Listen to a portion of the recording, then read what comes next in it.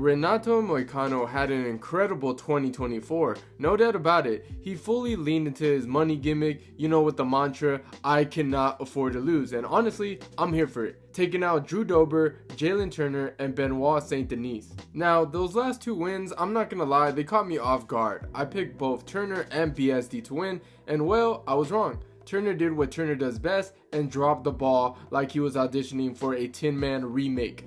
And BSD, Moicano took him to school and exposed him. But hey, no hate here, it's been a killer year for Moicano, and with that, he can't afford to lose energy. People are finally starting to give him the recognition that he's been chasing for. The dude's been cooking, and to be honest, I love it. I'm a fan of him, what can I say? Renato Moicano's whole vibe is about the money, you know what I mean? It's all about that getting paid, and I get it, it's a cool gimmick, but that's all it is, it's a gimmick. It doesn't reflect who he is as a fighter. When it comes to actual fighting, that's where the truth comes out. And as much as I love to see him rise to the top, it's just not gonna happen. I already broke this down in another video where I talked about fighters who are likely to have a tough year, and unfortunately, he's one of them. I think Renato Moicano's streak ends in his next fight against Beneil Dariush. Now, I know what you're thinking, bro, are you serious? Beneil just got folded twice in a row by Arman Tsarukyan and Charles Oliveira.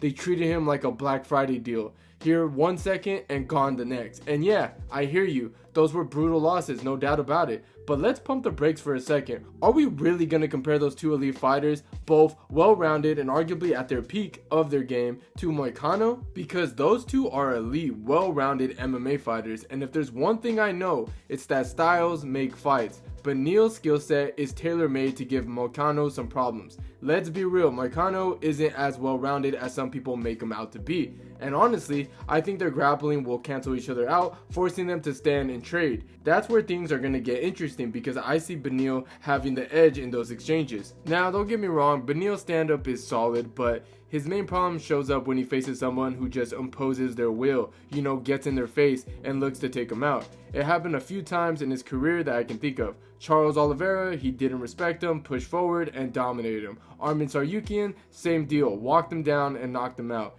Even Alexander Hernandez did something similar back in the day. That's the pattern with Beneil. Now, when it comes to Moicano and his stand-up, he's not going to replicate that kind of game plan. Let's be kind of honest here. Moicano's never been known for having power in his hands like that. It's just not his style. And that's why I don't see him pulling off the same kind of approach that's been giving Beneil trouble in the past. It's just not in his toolbox. And look, man, Renato Moicano's striking isn't bad, but let's not act like it's anything crazy. The guy is mainly a grappler, and his striking is just there to set that up. It's not something that's gonna steal the show or make highlight reels. And honestly, when you put him against someone of like the top tier strikers in the lightweight division, his stand-up starts to look like a weak spot. First off, let's talk defense, or in Moicano's case, the lack of it. The guy has a tendency to leave his chin out there like it's an offering. Rafael Fiziev and Jose Aldo were like, oh, thanks for the gift, and put him out. Against Fiziev especially, you could just see it was coming. Fiziev hit him with one of those, you're not getting up from this type of shots, and Moicano had no answer. It's almost like he forgot the whole hands up, chin down rule. Then there's the power or lack thereof. Moicano's strikes are accurate, sure, but they don't have that stay the hell away from me kind of power. He's like a precision striker but without the bite. Imagine you're getting jabbed by a guy who's just tagging you but can't hurt you. Annoying, right? But not scary. And in the division with dudes like Justin Gaethje and Dustin Poirier throwing bombs, you're gonna need more than just a clean jab to survive. Let me tell you that, okay? And honestly, his striking can get pretty predictable. He leans a lot on his jab and low kicks. Now, don't get me wrong, those low kicks work. Just look at his fight with Drew Dober. Moicano used them to soften him up before out-grappling him and taking the unanimous decision. But when that's your go-to, eventually guys start to figure you out. And honestly, I think Beneil's got the edge on the feet against Moicano because his striking is just more unpredictable and dangerous. Beneil's got this awkward style where he'll throw punches, kicks, and knees, whatever. So you really never know what's coming. Moicano's striking is solid, don't get me wrong, but it's pretty straightforward. He's all about the jab and low kicks like I mentioned earlier, but there's not much variety to keep you guessing. And let's not forget, Beneil's got real power. Remember that knockout he got in Tricard close? Moicano doesn't really bring that kind of power. He's more about using the striking to set up his grappling. Plus, Beneil's pressure game is a problem. He forces guys to fight backwards, and Moicano doesn't really handle that kind of pressure well. His striking defense isn't the tightest either, and we've seen him get caught before. Beneil's grit and ability to push through tough moments give him a big advantage in the stand-up area.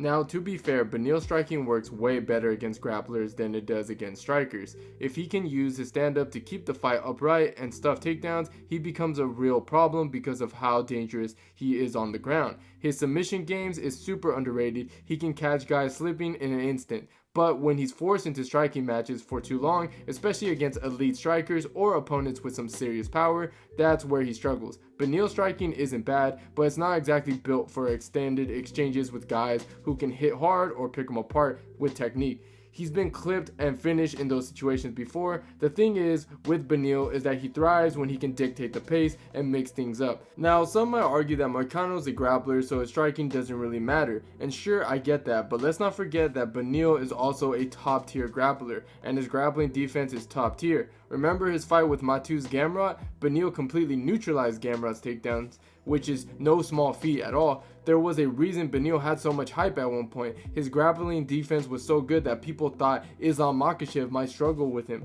Obviously, that perception didn't age well after Beneil's recent loss, but it's still worth noting. Here's the thing, Moicano doesn't really have any clear advantages here. He doesn't have knockout power, he's very hittable, and his stand-up is nowhere near threatening enough to change the dynamic of the fight. Sure, you can say the same thing about Beneil's striking, but the difference is that Beneil can scrap. He's proven that time after time again. If he's not against someone who pressures him relentlessly and has knockout power, he turns it into an absolute dogfight. And we've seen him in war showing his powers against Tricard Close and Scott Holtzman. On the other hand, I cannot remember the last time Moicano knocked someone out or imposed his will on the feet when his grappling wasn't working. Now, don't get me wrong, he's a phenomenal grappler, but even if he manages to take Beneil down, Beneil is just gonna pop right back up. The fight ultimately comes down to grit, and Beneil has shown that he can go to war when he needs to. Moicano, not so much. The thing is, Moicano doesn't have the same dog in the fight mentality that Dariush brings. You don't see him walking through the fire to land his shots or pressing forward when things get messy.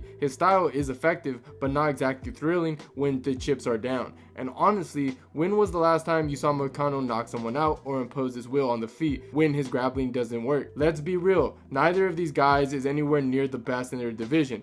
Honestly, if you stack them up against the top dogs, their track record speaks for themselves. Both Beneil and Moicano have been folded more times than a laundry pile on Sunday. I mean, credit to them for making it this far, but let's not kid ourselves, okay? If they stepped in there with someone like a Dustin Poirier, a Justin Gaethje, a Max Holloway, Charles Oliveira, or Arman Tsarukyan, they're gonna get smoked. We've already seen Beneil learn the hard way, you know what I'm saying? And in my opinion, they're solid top 10 fighters, but top 5? Not even close. That said, the matchup is going to be fun to watch. It's one of those scraps where you know it's going to deliver some action. But at the end of the day, I think Beneil has this one in the bag. Moicano's got skills, sure, but Beneil just has that extra grit that makes the difference in the fight like this. But yeah, man, that's just how I see it. Maybe I'm wrong, who knows? I guess we'll find out when the fight comes around. Either way, I'm just excited to see this fight happen. No matter who wins, I'll be happy. But honestly, I'm rooting for Moicano. I just don't know if he can pull it off, you know? Anyways, let me know what you guys think in the comments down below. And if you enjoyed the video, don't forget to hit that like button and subscribe to the channel if you haven't already. And like always, guys, I'll see you guys on my next one.